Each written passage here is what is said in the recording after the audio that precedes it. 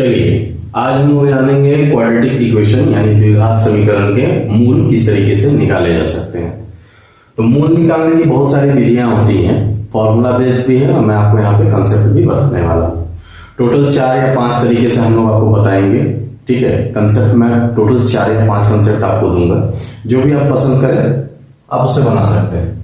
तो बिना समय बर्बाद किए हम लोग आते हैं डायरेक्ट क्वेश्चन पे, किस किस तरीके से इसको सॉल्व करेंगे। तो पहला है मेथड नंबर 1। जब भी इस तरीके का क्वेश्चन दिया रहता है, इसको सॉल्व करने का एक फॉर्मूला होता है। फॉर्मूला क्या है? मूल बराबर जो मूल हम लोग निकालेंगे यानी रूट्स जो हम लोग को निकालना रहेगा, वो रूट्स बराबर क्या करेंगे? -b plus minus root over b square minus 4ac divided by 2a। अब आप कहिएगा सर ये b a और c कहां से आएगा? तो आपको इसके लिए जानना पड़ेगा क्या कि जो क्वाड्रेटिक इक्वेशन होता है उसका एक जनरल इक्वेशन होता है। वो जनरल इक्वेशन किस फॉर्म में होता है? जनरल इक्वेशन होता है आपको ax square plus bx plus c is equal to 0। ax square plus bx plus c is equal to 0।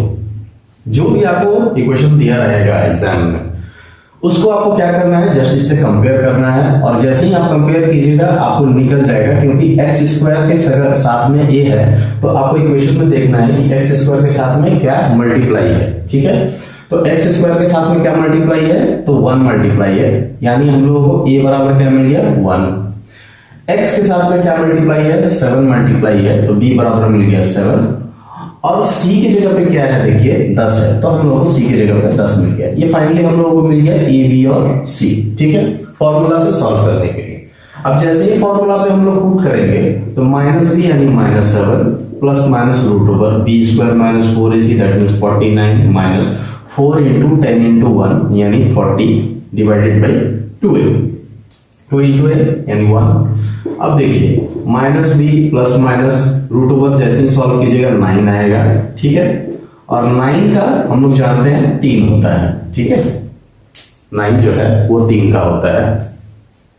अब देखिए एक बार प्लस ले लेंगे, एक बार माइनस ले लेंगे। जब प्लस लेंगे तो सॉल्व होके कट के आएगा -2, और जब माइनस लेंगे तो सॉल्व होके कट के आएगा -5। यानी हम लोगों को दो रूट जो निकालने के लिए बोला वो दो मूल क्या होंगे? ऑप्शन नंबर डी -5 और -2, ठीक है। ये पहला मेथड है जनरल, जो कि सभी कोई जानते हैं। इसको सिर्फ फॉर्मूला याद कीजिए, कंपेयर कीजिए, कंपेयर करने के बाद में आपको मिल जाएगा। दूसरा मेथड हम लोग आएंगे जो कि बहुत ही कम समय में आप सॉल्व कर सकते हैं उसको। चलिए आइए उसको बताते हैं। अब देखिए आइए मेथड नंबर 2 में हम लोग चलते हैं। Method number 2, method number 2, concept number 2, जो भी है आप उसको बोल सकते हैं। मेथड नंबर 2 में क्या है कि हम लोग इसमें आते हैं वैल्यू पुटिंग मेथड। कौन से मेथड में? Value putting method. Value putting method क्या है कि रूट एक्चुअली होता क्या है? रूट मूल वो हैं जो इस इक्वेशन को सेटिस्फाई करते हैं, जो इस इक्वेशन को सेटिस्फाई करेंगे। यानी x square plus 7x plus 10 is equal to 0। अगर आपके पास में समय का अभाव है और आप चाहते हैं एकदम करेक्ट आंसर निकालना, तो जो ऑप्शन है आपके पास में वो ऑप्शन को उठाकर आपको इसमें पुट करना है। अब आप कहिएगा सर ऑप्शन तो 4 दिए हुए हैं, तो क्या मैं चारों को बारी बारी से पुट करूंगा तो फिर तो हालत खराब हो जाएगा। बिल्कुल सोचना सही है आपको, लेकिन जब आप प्रैक्टिस में आएंगे ना तो आपको इतना माइंड कर जाएगा, इतना आपको हैबिट बन जाएगा कि नहीं हम कौन से ऑप्शन को उठाकर पुट करेंगे जिसका ज्यादा चांसेस है कि वो सेटिस्फाई कर जाएगा। तो फिलहाल तो हम लोग निकाल चुके थे -5 और -2 को। तो यहाँ पे तो देखिए जैसे ही ऑप्शन हम लोग इसको पुट करेंगे तो सबसे पहले -5 पुट करके देख लेते हैं। तो -5 पुट करेंगे तो -5 का whole square plus 7 into -5 plus 10 is equal to 0। अब इसको सॉल्व करेंगे, -5 का होल स्क्वायर हो जाएगा 25 प्लस 7 इंटू -5 यानी -35 और प्लस 10 इज इक्वल टू 0। ये देखिए ये दोनों जोड़ के हम लोग का कितना आ रहा है? 35 माइनस 35 इज इक्वल टू 0। यानी सेटिस्फाई कर गया, 0 हो गया। यानी एक रूट तो हमारा कंफर्म है कि -5 होगा।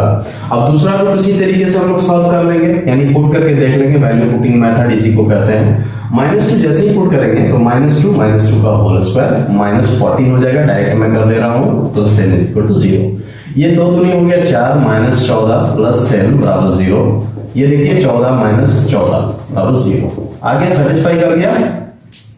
ठीक है, समझ में आ रहा है। यानी -5 और -2 जो है हम लोग जैसे ही पुट किए इक्वेशन में, हम लोगों को पता चल गया कि ये इक्वेशन को सेटिस्फाई कर रहा है।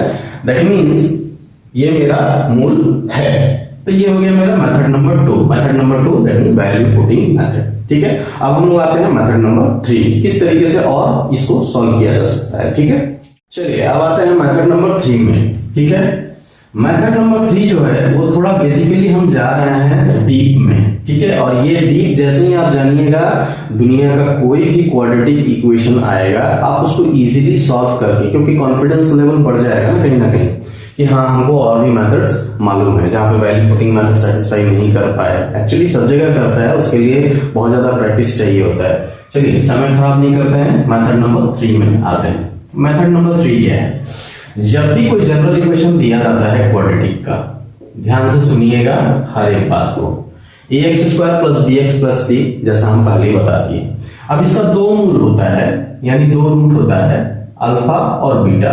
तो इस केस में sum of the roots is equal to होता है -b/a and product of the roots होता है c/a।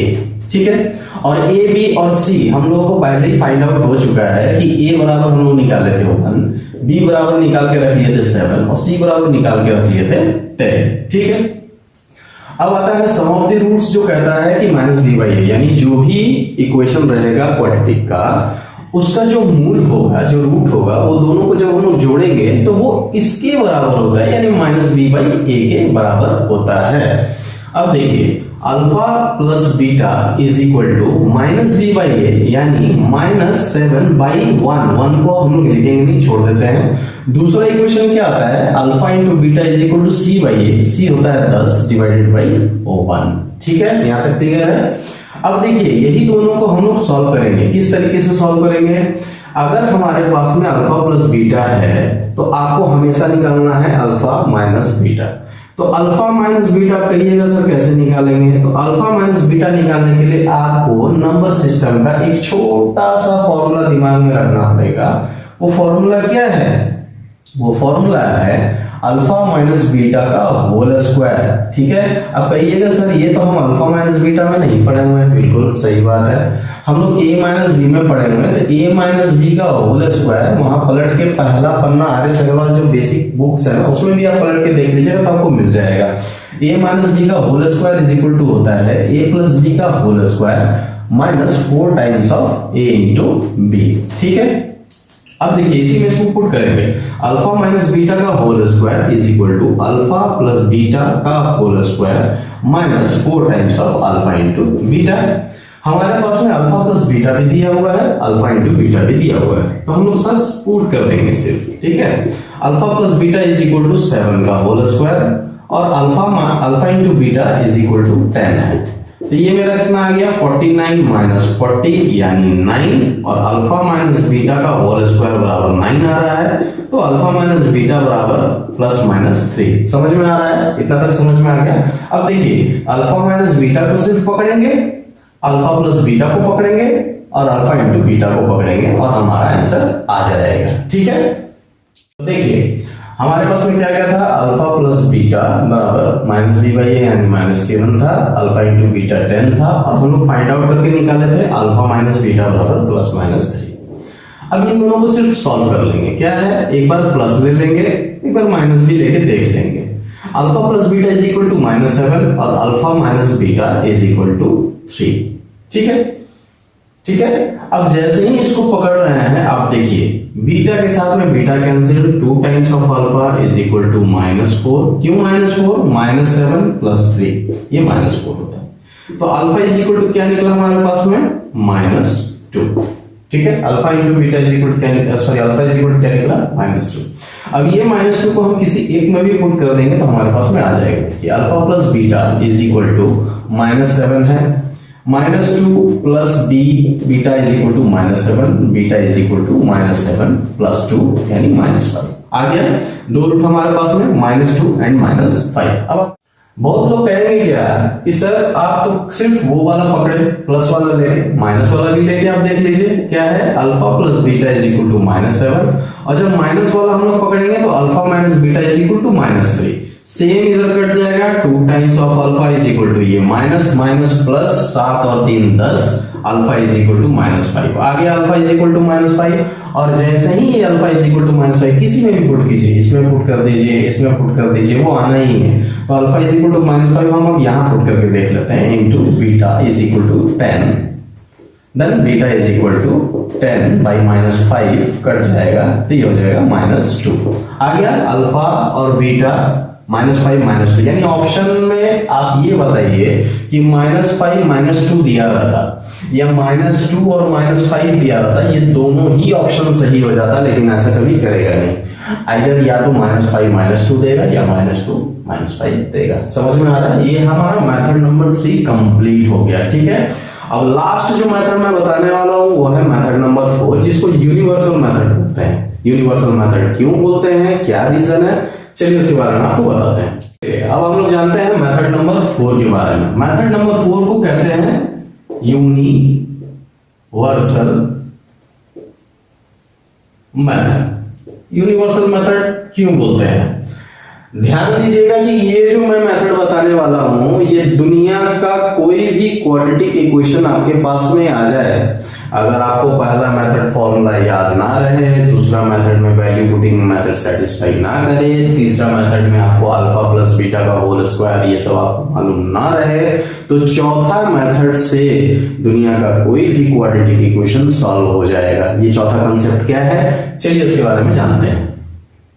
देखिए x² प्लस 7x प्लस 10 बराबर 0 है। ठीक, इसमें क्या करना है, आपको ध्यान रखना है, पहला स्टेप बाय स्टेप मैं बता रहा हूं। पहला स्टेप में आपको ध्यान रखना है कि ये always ax² plus bx plus c के टर्म में होना चाहिए।